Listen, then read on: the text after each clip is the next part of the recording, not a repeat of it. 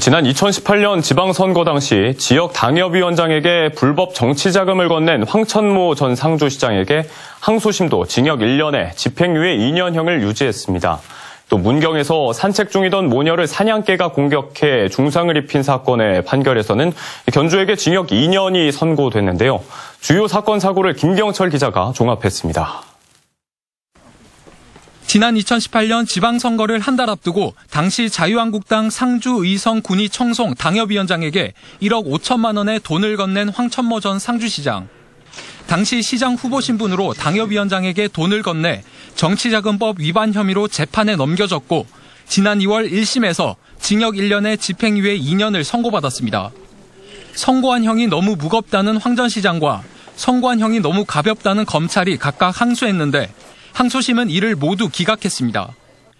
대구고법 형사 1-1부는 불법으로 주고받은 정치자금의 액수가 커 비난 가능성이 높지만 다른 정황 등을 종합하면 원심이 선고한 형이 무겁거나 가벼워 부당하다고 보이지 않는다며 기각 이유를 설명했습니다.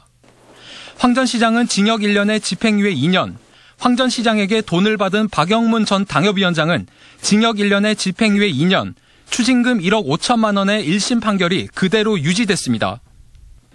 지난 7월 문경에서 산책 중이던 모녀를 공격해 중상해를 입힌 60대 사냥개 주인은 중과실치상과 동물보호법 위반 혐의로 징역 2년을 선고받았습니다. 견주는 당시 사냥개 3마리를 포함해 개 6마리를 산책시키고 있었는데 목줄과 입막에도 씌우지 않았습니다.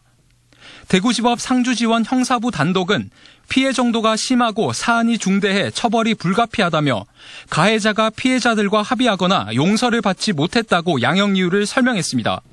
또 이 사건 전에도 개가 사람을 공격한 사례가 있었지만 목줄을 채우지 않고 안전조처를 하지 않았고 주민 2명에게 중상을 입힌 점이 무겁다고 덧붙였습니다. 어제 낮 2시 30분쯤 안동시 와룡면에서는 45인승 버스가 추락하는 사고가 발생했습니다. 이 사고로 70대 버스 운전자가 경상을 입어 병원으로 이송됐습니다. 이 버스는 학생들을 태워 인근 야영장에 데려다 준 뒤 차량 점검을 나서던 길이었습니다. 다행히 학생을 모두 내려준 뒤였는데 하마터면 아찔한 사고로 이어질 뻔했습니다. MBC 뉴스 김경철입니다.